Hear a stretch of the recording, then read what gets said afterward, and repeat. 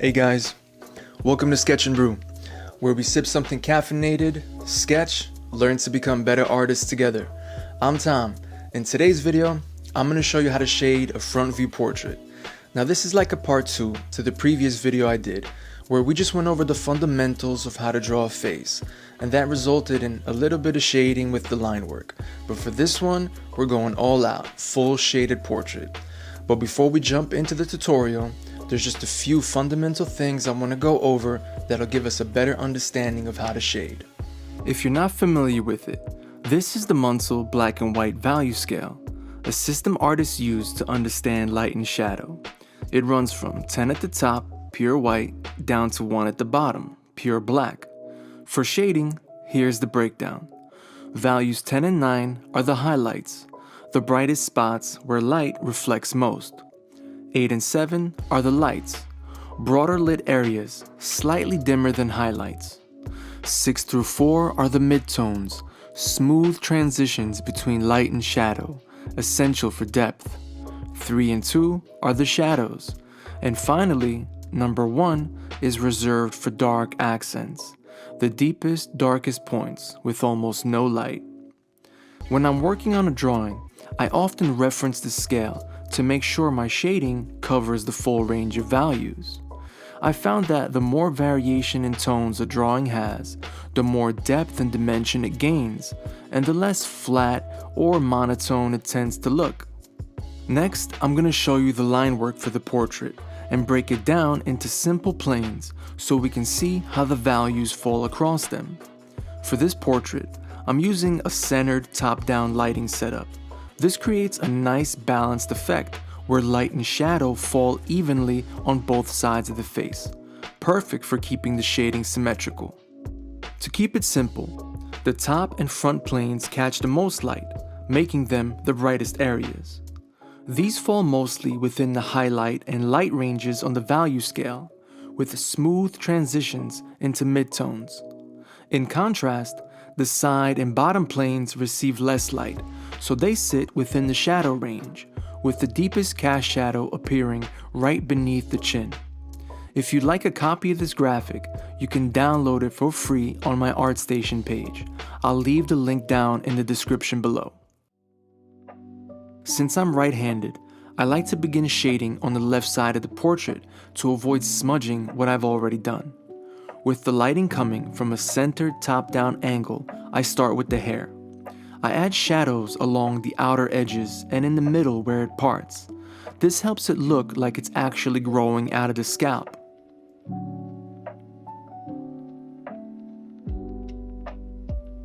Then, I work in some lights and midtones, keeping the very top of the head lighter and leaving a few pure white spots for highlights. I use my blending stump sparingly here, keeping my touch light so I can smooth the transitions without muddying the values. Next, I move on to the lower half of her hair. After building up a few layers of graphite, the tones start to match the top section. Like before, I leave a few brighter spots to keep those lights and highlights intact. Then, I shade her left ear, a soft mid-tone overall, a hint of light on the upper edge, and some shadows tucked into the inner folds. I also drop in a cast shadow where her hair meets her head.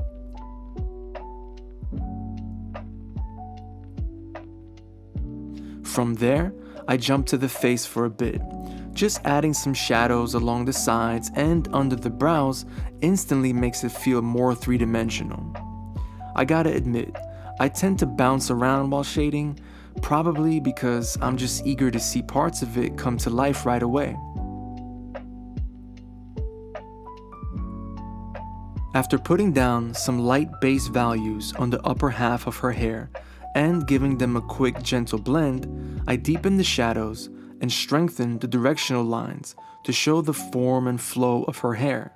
Just like before, I leave plenty of lighter spots in case I decide to darken them later, and I make sure to add a cast shadow where her hair meets the scalp.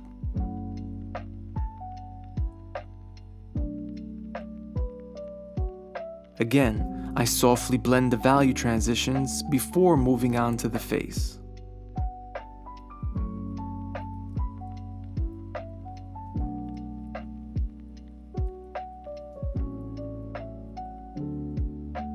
I also darken the shadow along the side of her brow ridge to help define that structure.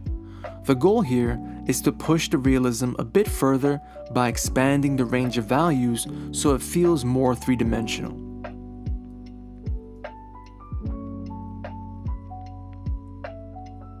I do the same with the nose, deepening the shadows in the nostril area and along the sides to really bring out its form. I make sure to leave a clean strip of white running down the bridge and a bright spot on the tip for the highlight. Then I draw her lashes, top and bottom, and darken the pupil while leaving a small pop of white for the reflection.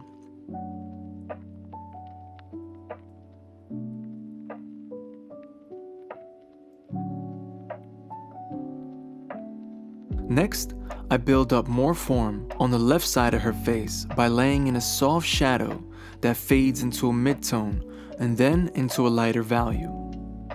Once that's in place, I move over to the right side, aiming to match what I've already done on the left. The nice thing about this lighting setup is that the value distribution is the same on both sides of the face, so once you nail one side, the other is just a matter of repeating the process. Now, I shift my focus to the area around her lips and the jawline, adding shading to bring out more form.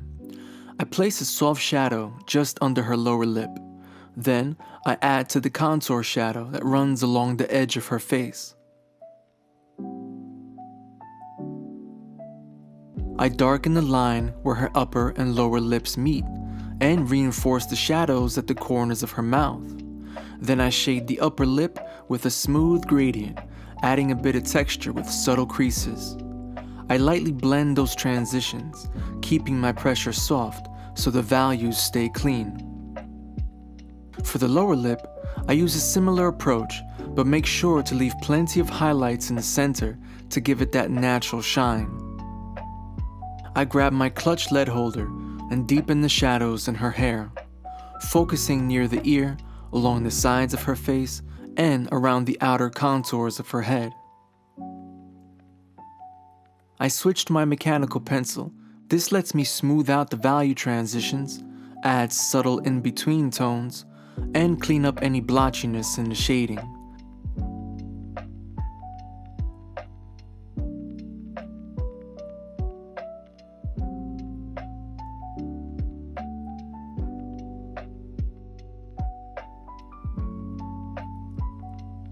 Using both tools gives me the best of both worlds. Bold coverage where I need depth and precision for the finer details.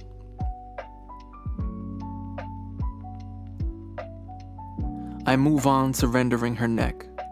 Using light, subtle lines, I map out the overall structure, including the neck muscles and the gentle curve of her clavicles.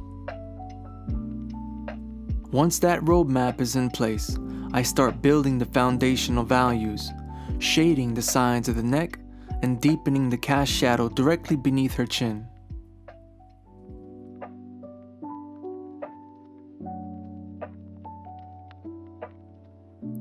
From there, I lay in more mid-tone values across the neck, aiming to cover a good amount of surface quickly while keeping the area around the neck muscles a touch lighter.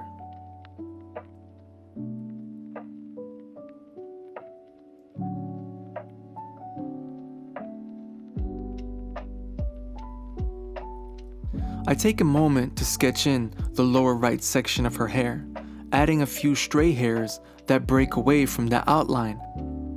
Then I move down to the collarbone area. I keep the shading lighter than the surrounding skin. This contrast helps it stand out, showing that the bone sits slightly higher than areas around it.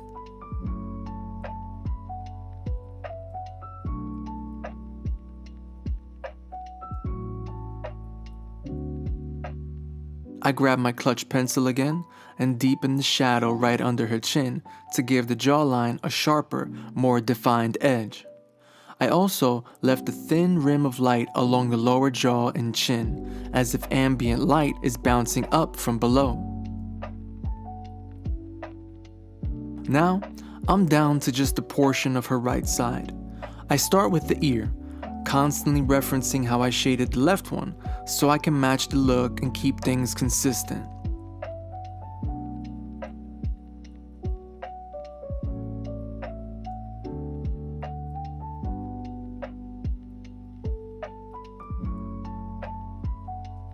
What I don't want to mirror exactly is the hair. I let this side have its own variations, a few flyaway strands here, slightly different flow there, to keep it looking natural and believable.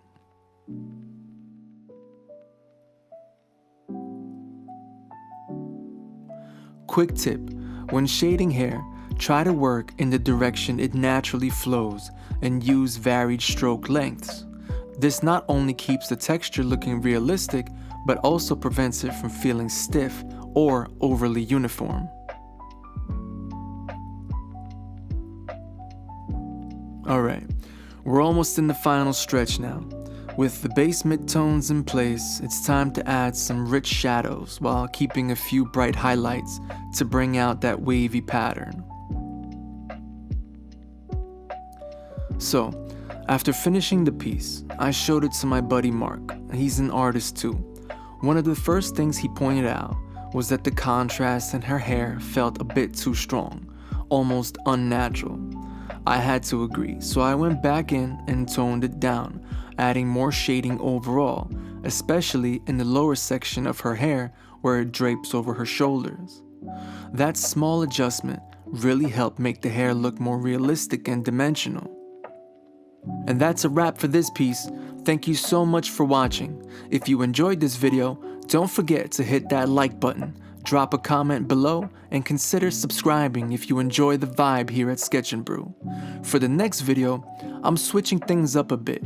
I recently rewatched Ghost in the Shell, such an incredible anime, and it inspired me to dust off my old How to Draw manga book from the 90s. I thought it'd be fun to go through one of its tutorials together.